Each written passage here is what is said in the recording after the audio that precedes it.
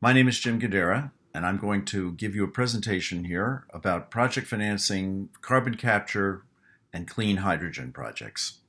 Truth to tell, there have not been a lot of project financings of these types of projects, but the outlook for them is quite good, especially in light of federal subsidies and incentives that are now available after the passage of the bipartisan infrastructure bill last year, and especially after the Inflation Reduction Act, which contained many incentives to promote investment by private actors in renewable energy and other lower carbon producing energy projects. But first, a little bit about myself. My background is in energy finance. For many years, I worked for a sequence of commercial banks in the project finance sector. I managed the project finance activities of Crédit Agricole for almost 20 years. Since 2014, I've also been teaching a course in project finance as an adjunct professor at Columbia University's School of International and Public Affairs. I also continue to consult in the sector through an LLC, Ghent Associates, that I established in 2019. Today's presentation will have three parts. I'm going to begin by talking about what is project finance, who are the current market participants, what are the government incentives that exist today, and go through a couple of case studies that might give us a preview of how project financing in carbon capture and clean hydrogen could take place. The second part will be to focus on clean hydrogen and carbon capture. When we think about a conference focused on the energy transition and how oil and gas sector participants can participate in that, carbon capture and clean hydrogen projects invite themselves for deep consideration, because these types of projects will enable existing assets that use gas as a fuel, that transport natural gas, to continue to have investment value and a low carbon future. These types of projects will probably enable investments in assets that are linked to gas production and use some of the skills that oil and gas professionals already employ in the sector. The final part of this presentation will focus a bit on the federal incentives that I mentioned at the outset, in particular how the Inflation Reduction Act contains incentives and lending authority for the Department of Energy that will help promote investment by private actors in CCS and clean hydrogen. First, about project finance. So in a project financing, the borrower is usually established as a special purpose vehicle to operate and own and build the project. One of the key objectives for investors in a project finance is for it to be non-recourse, so that the borrowings of the project entity are not obligations for the project owners to repay. For the project finance lenders, the financing is always secured. Lenders look at both the hard assets of the project as well as assets that might be intangible ones, like contracts, rights to operate in particular sectors, other advantageous feedstock that the project might have under contract. In the 21st century, project finance commonly involves a strategic sponsor, who is the prime mover of the project, that later raises equity from third-party sources. These are usually financial sponsors. So project finance today is not just about banks making non-recourse loans, but it's also about attracting capital, passive capital you could call it, but it's financial investors who supplement the financing that a sponsor is raising. The key for both those investors and the banks is that the cash flow generated by the project SPV is the main source of repayment. So cash flow certainty is going to be the key to attracting financing for any project. Here's some recent examples. Maybe the largest oil and gas linked project financing that happened last year in the United States was a new LNG export terminal, the Plaquemine terminal here, featured in this diagram. Key things to note here are the sponsor here. The sponsor group was a is a private company, privately held, but by financial investors, Venture Global. The project itself raised $13 billion, largely from project finance banks that you can see listed here among these two blue squares. But the key thing that motivated the banks was that there were contracted revenues. This LNG export facility will be used by names like Shell, Sinopec, other Chinese export companies, a Polish utility. The contracted revenues for these importers of LNG to their home countries is the key thing that got the financing accomplished. Here's the largest project financing that happened last year in the solar and storage sector. In this transaction, the key contracted revenues are from Southern California Edison, Starbucks, and Community Choice Aggregators, which is our mini utilities in California. The contracted revenues from these sources will enable repayment of the project itself, which is a 410 megawatts of solar generation and a quantity of battery storage located in California. The cost is just under $1 billion. The most of this money is coming from project finance lenders, but there is a big slug of money also coming from an investor that we call tax equity in the project financing sector. I'm going to come back to that in a moment. Let me give you a simpler standard example from a couple of years ago of another solar project. Again, this is a deployment of 680 megawatts in California. The sponsor here is a strategic joint venture of AES Corp. They're in the business of operating power plants, and Alberta Investment Management Company, AIMCO, a very prominent asset management company, manages a lot of pension funds in Canada and sets up funds for investment in various projects. The capital, as I mentioned, came from a list of banks you can see here. This would be the debt capital. And once again, we see this equity commitment called, we call it tax equity, from Wells Fargo here, $310 million to complete the capital structure. And the reason I draw your attention to the tax equity is that tax equity wasn't easily available before 2022 as a source of funding for carbon capture, and not at all available on a standalone basis for clean hydrogen projects, but that's all changed. Let's pause here for a deep dive on how tax equity works. Congress has favored certain assets with the following tax benefits. Accelerated depreciation, you can write the asset off in 5 years or 6 years, even though it might have a useful life of 20 years. And that means that the owner of that project, when they pay their taxes, can shelter for the first 6 years taxable income they may have from other activities that they consolidate with the tax benefits from this investment. The other benefit are tax credits. They are either based on the investment, a percentage of the investment, like an investment tax credit, or they might be based on the output of the project. Production tax credits are based on how many megawatt hours a renewable system produces. In any event, these benefits result in avoided taxes for the owner of those benefits on activities that may have apart from ownership of the wind farm or the solar array.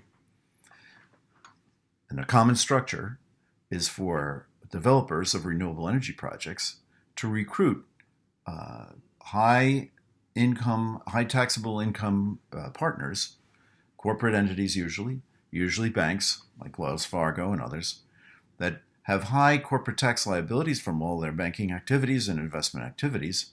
And if they are assigned the tax benefits that can be assignable among limited partnerships in one of these projects, then that partner can be induced to put in a big chunk of cash equity to help fund the project, with most of that equity repaid by tax savings or tax avoidances it has on other activities. It means that the partnership doesn't have to pay very much cash to the tax equity investor because its investment is going to be repaid by tax savings it has through its ownership in the project and on other activities. So in this way, tax equity can be, and usually is, cheaper than debt. A lender gets a full repayment of its debt, and it gets interest, all based in cash. But a tax equity investor gets some share of the cash flows of the project, and most of its return comes from the taxes it avoids on other activities. Here's a review of the various equity providers that prevail in project finance today. We all know that strategic sponsors typically will use non-recourse debt when especially if they're teaming up with other players and partners. And it's in our sector, it can be energy producers, operators, construction companies, vendors. But increasingly, private equity has been a major provider of equity in project financings. Sometimes private equity funds will own, among their portfolio companies that are dedicated to developing projects. This is very common now in the project finance sector for renewables.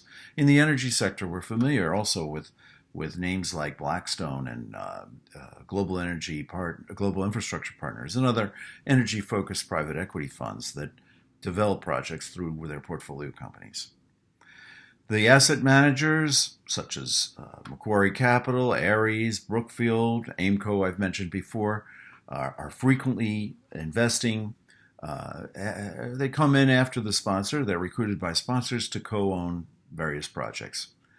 The more mature, safer projects can attract equity eventually from infrastructure funds, pension funds, sovereign wealth funds, and sometimes the equity can be raised in a public way with listed companies, MLPs, etc. And I've mentioned what tax equity is already. Now we're going to look at carbon capture, blue hydrogen. These are the two types of oil and gas sector assets. They utilize natural gas, at least on the carbon capture side. Blue hydrogen will utilize it as a feedstock, that are likely to survive or even be enabled by the kind of low carbon future that many of us expect.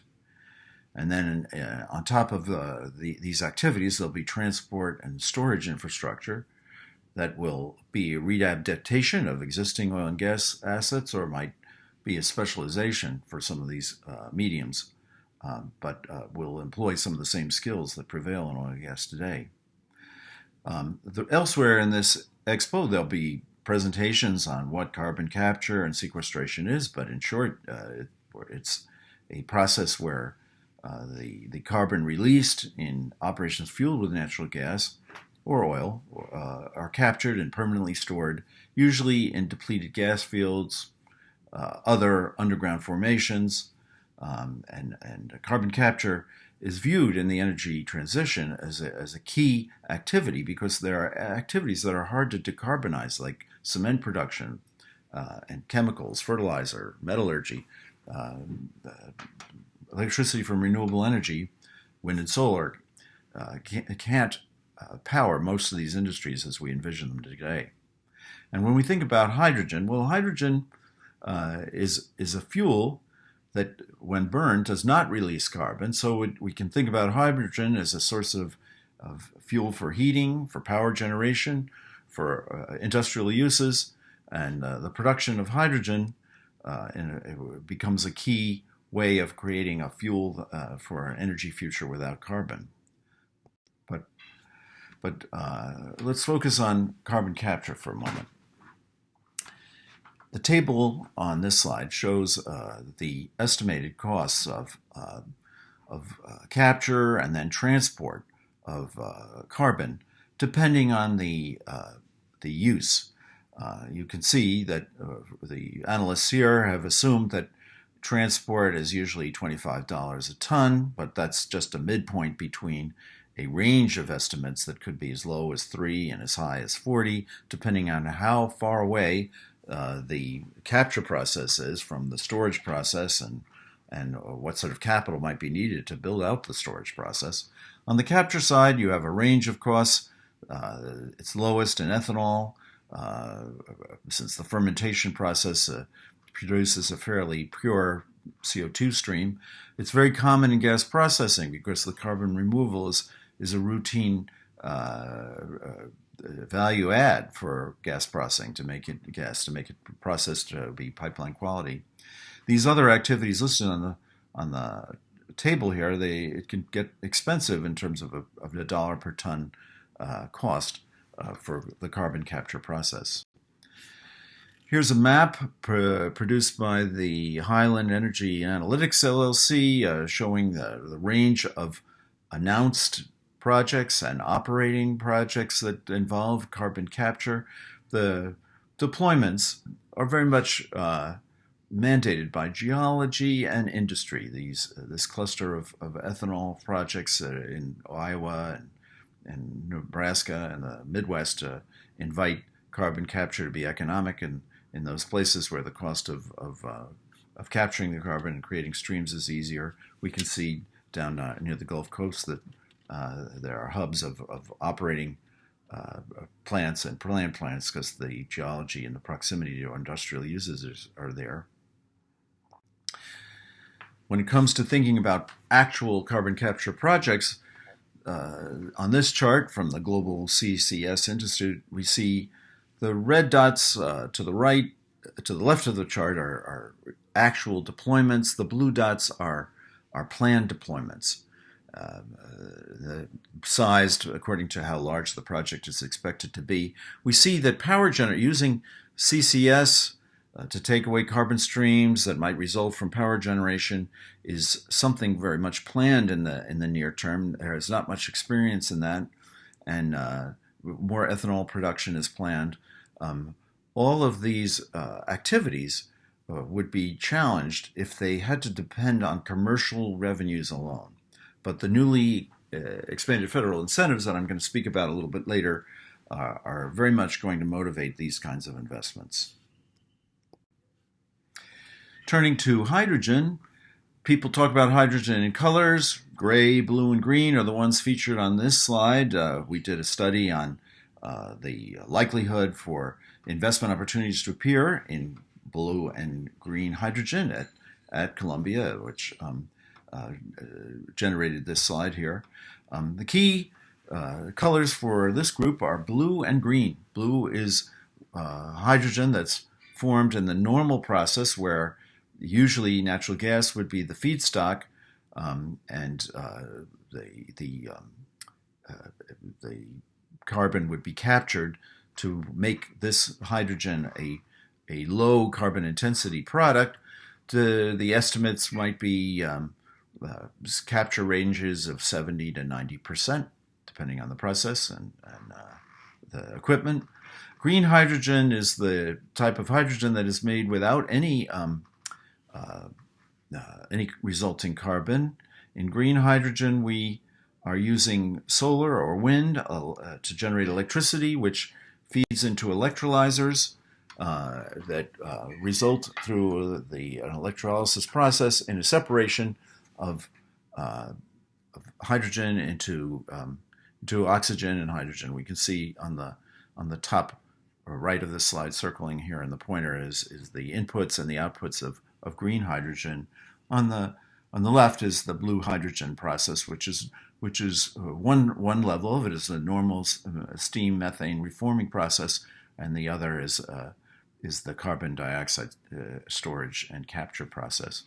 These result in expensive quantities, though, of hydrogen. So you're typically going to hear blue hydrogen or clean hydrogen quoted as so many dollars per kilogram. The blue hydrogen is cheaper. Over here you can see there's a range of cost estimates, but in general, blue hydrogen cost estimate today is about $2.50 a kilogram. If we translated that into the energy content of an MMBTU so that we can compare that with natural gas as a fuel, the heat content at $2 of a kg of blue hydrogen at $2.50 would be the equivalent of paying $18.50 for an MMBTU of natural gas, or you're paying $18.50 for a million MBTUs of hydrogen. Green hydrogen is more expensive. The process requires renewable energy, which is a very capital-intensive process. Renewable energy operates at capacity factors in the 30, 40, 50% range at best because the wind doesn't blow all the time and the sun doesn't blow all the time. That tends to elevate your costs, or your levelized cost of hydrogen. So these days, the range estimate for green hydrogen would be about $4 to $5.50 a kg. This would translate into $29 to $41 an MMBTU, which would be a high price in the United States for anything fueled by natural gas these days. In the last 18 months in Europe and Asia, that would not be such an unusually high price, but it's not a normalized price. If we think about using natural gas, hydrogen as a fuel for to make electricity, and we burned it in a typical 7,000 heat rate gas-fired plant, at the low end, the green hydrogen would cost us about $200 a megawatt hour. So that still would be pretty expensive. The ambitions are for these prices that are now 2.5 a kg for blue and 4 for green to come down considerably in the future as prices decline.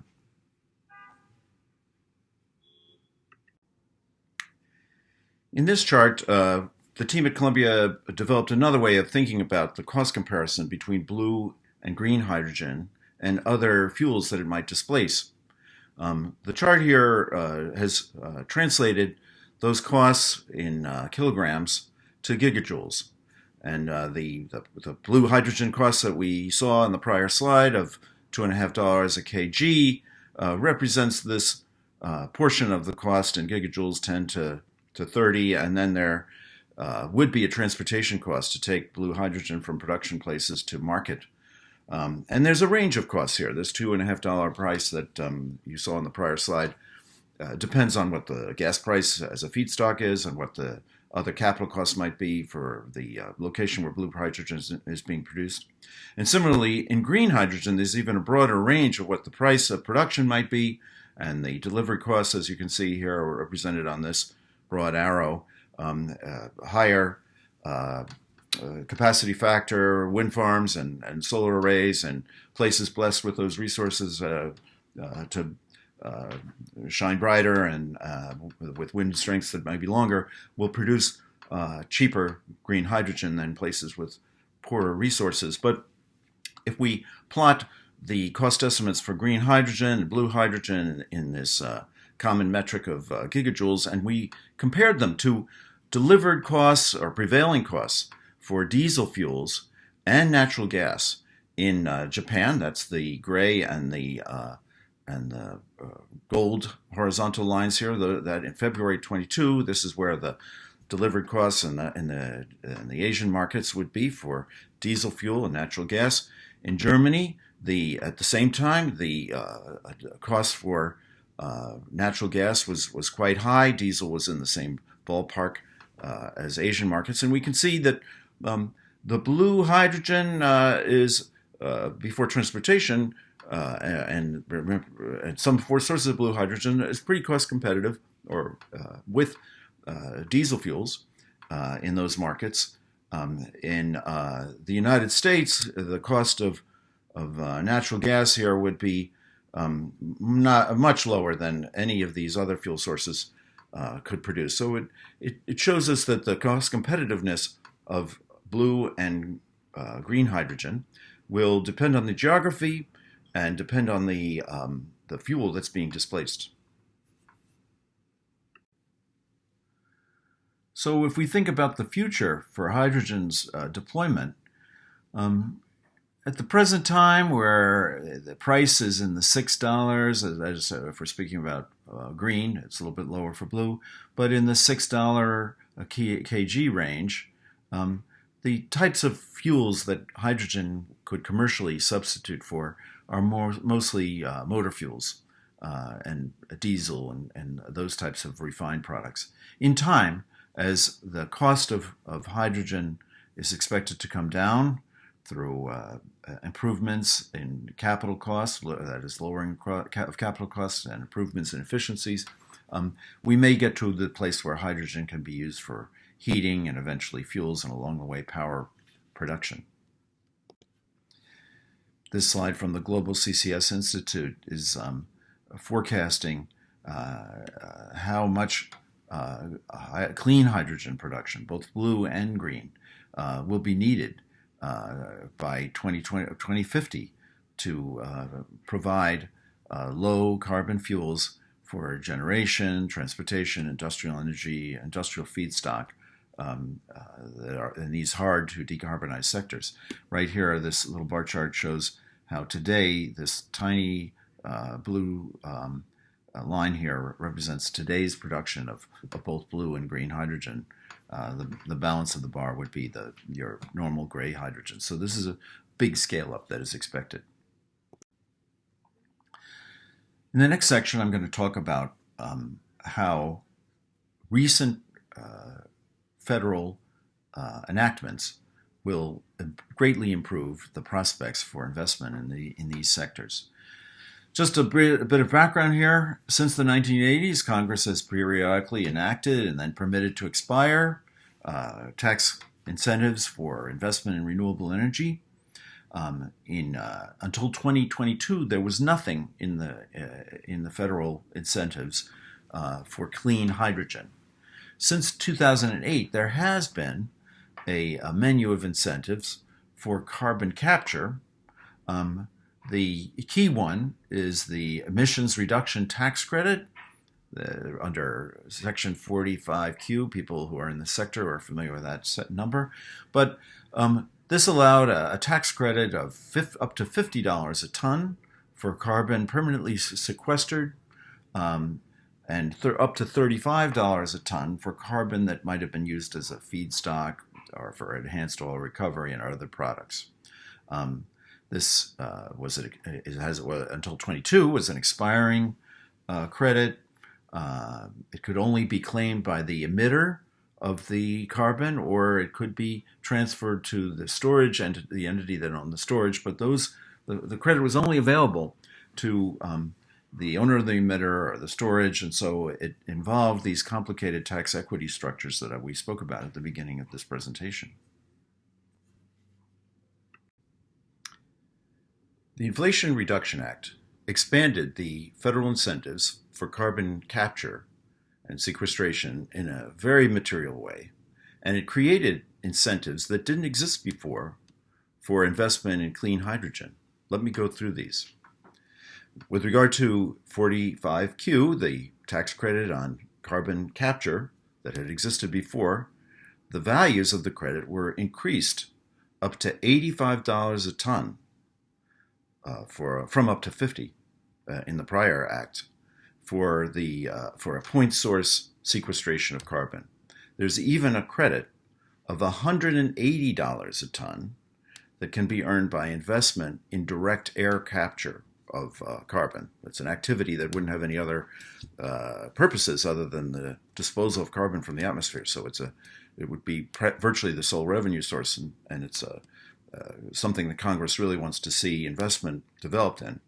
But turning back to the $85 a ton tax credit, which is more applicable to the types of carbon capture and sequestration activities that are connected to commercial activities.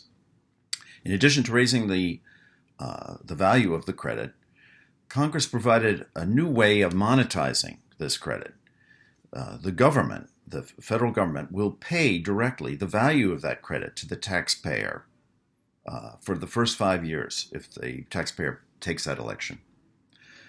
The taxpayer, I'm saying the project owner or a partner in the project, can also sell the credit to third parties who are not connected with the project for cash value. This transferability option, which is the second bullet point here, is a real key change in how tax credits, not only for carbon capture and clean hydrogen, but for renewable sources, can all be monetized now. It opens up financing structures that would be much simpler than the ones we've examined so far, involving a partner who puts tax equity into a project. Now the project can create a revenue stream by selling the credits, and you have 12 years to do so with the carbon capture credit.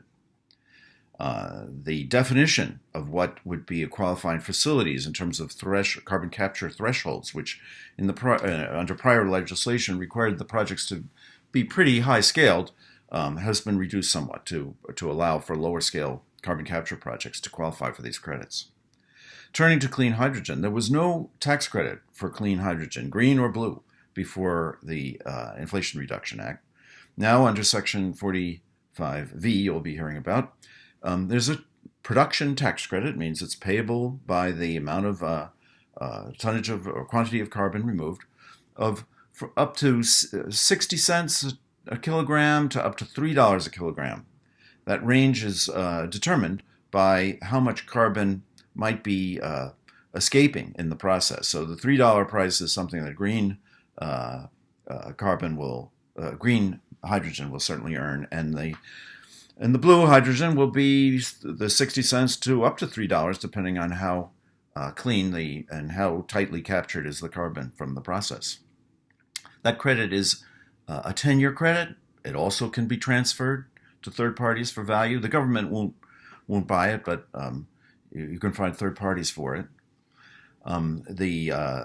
There's also an alternative investment tax credit of 30% that can be based on the value of the investment. These credits that I'm quoting have another condition to them. Throughout the IRA, there is a condition that the credits get bigger if the investor has met wage and apprenticeship requirements in the construction of the project, paid prevailing wage, offered opportunities for training. Sometimes the size of the credit also depends on whether the project's located in what is defined as an energy community. There are a lot of incentives to locate these investments where energy equipment that might be obsolete or energy resources like mines might be being shut down.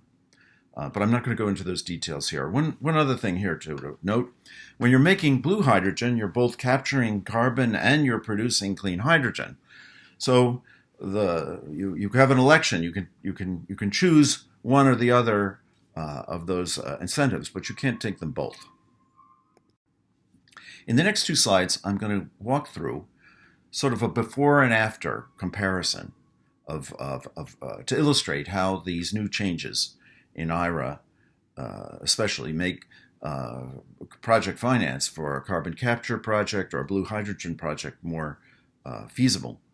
In this slide here, number 20, I'm going to be focused on what I'll call Project Alpha.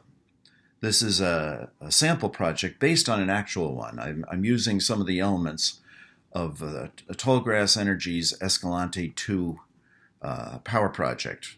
I'm using some of the facts about the project as reported in a New York Times article that I've give you the link to right here. This project would produce blue hydrogen from natural gas, and it would to fuel a power plant that would be a 250 megawatt power plant. It would cost $600 million.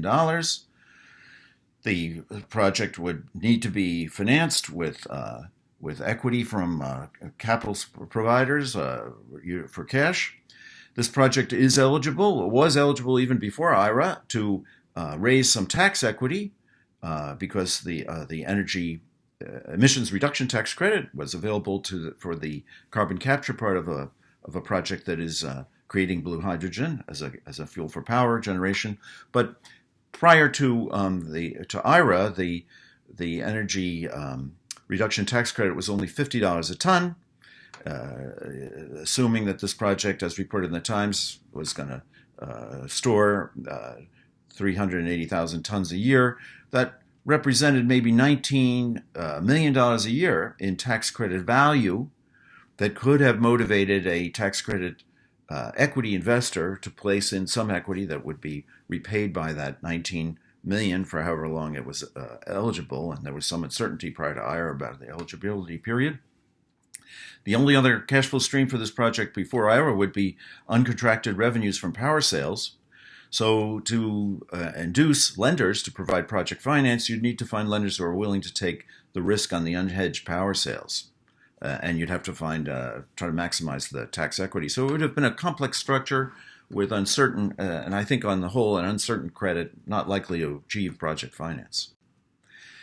In this next slide, I'm reimagining the same project now post-IRA.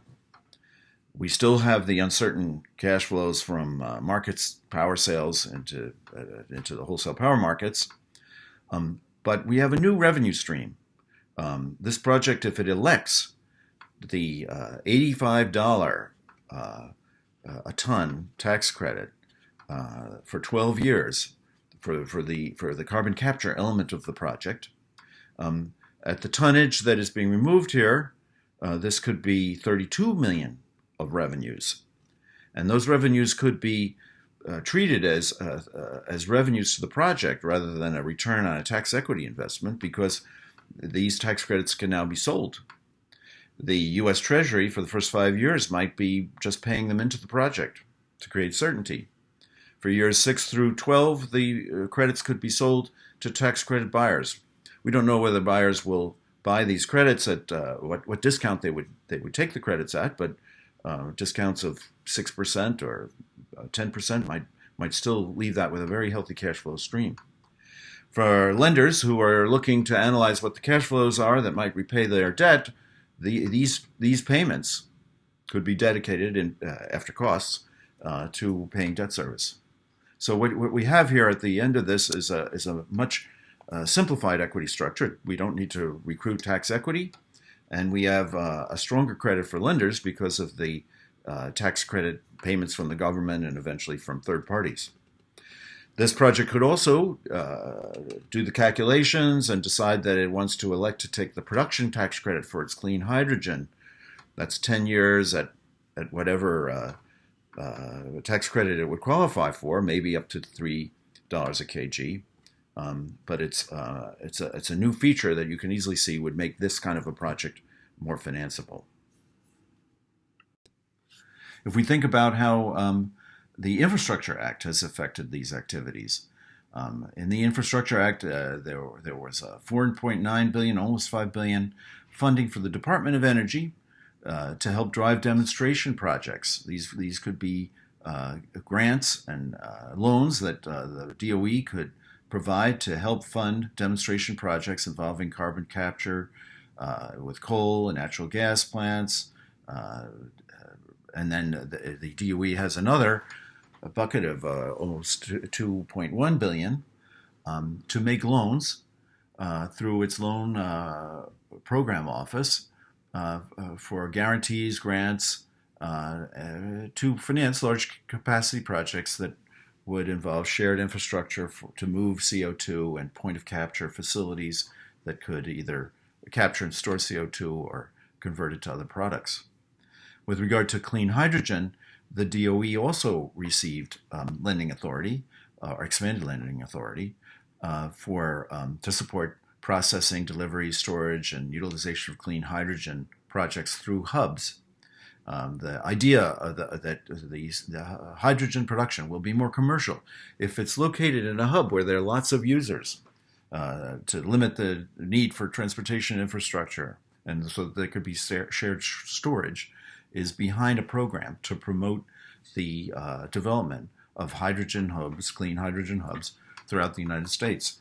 In furtherance of this project, the DOE has launched a program calling for proposals for these types of projects. This is a significant change for the DOE, which used to be a lender, but had limited authority in recent years. Here's a summary of a recently announced project financed by the DOE for involving the startup of what could grow to be a hub. The Axis Delta project here is part of a power project. The Delta project is specifically going to be a green hydrogen production facility that will also store the hydrogen in existing salt dome storage capacity. And this hydrogen will be supplied to a new power plant that will run on a blend of natural gas and clean hydrogen that is being developed and will be owned by the Intermountain Power Authority, a municipal utility entity in Utah. And so that entity will provide contracted revenues to the project, buying essentially hydrogen as a fuel, and paying the project also fees to act as a storage for the hydrogen that is being supplied to the power plant. So there's a revenue source that is more certain over there. You have the Department of the Energy's Loan Production Office announcing in June a $500 million loan to this project. In principle, the equity from this project, the cash equity, most of it will be coming from its owners, which is a joint venture of Mitsubishi Power Americas and Magnum Development, which is a portfolio company of Haddington Ventures. Haddington Ventures has announced that it has raised a fund to fund this project and other ones like it. It's raised $650 million so far. The participants in the fund include AIMCO, we saw earlier, Alberta Investment Management Company, and other financial players like Ontario Teachers Pension Fund and Manulife and GIC. This project was announced and the DOE funding was secured in June. In August is when the Inflation Reduction Act was passed with its new production tax credits linked to the production of green hydrogen. So I've added to the deal structure here something that didn't exist and may not exist or might be a new idea for the sponsors, which is that in addition to the revenues from Intermountain Power Authority, tax credit buyers could be purchasing the tax credits that will be generated, as I said, between 60 cents up to $3.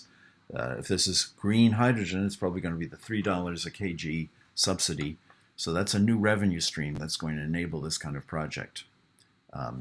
Here's a diagram of what the new project is expected to look like. You can see that the facility on the ground will be the electrolyzers and the storage for the green hydrogen. The electricity that will feed the green hydrogen production will be supplied from renewable energy sources throughout Utah and in the region that are not part of the project but can supply it. And then existing salt dome storage will be used to store the hydrogen when the power plant isn't needing it. I draw these ideas to your attention because you can see readily how the introduction of new funding from the federal government, either directly in the direct payments that are available for the carbon sequestration program, or the tax credits that can be recognized by either a partner, equity partner, equity partner owning carbon sequestration, now also if they're owning the production of clean hydrogen, will significantly add to the capital structure and revenue certainty for these projects, and we should expect to see quite a bit of investment activity by private actors now that these new subsidies are being rolled out. Thank you, and I look forward to answering questions that you might have during the Q&A section in the live conference.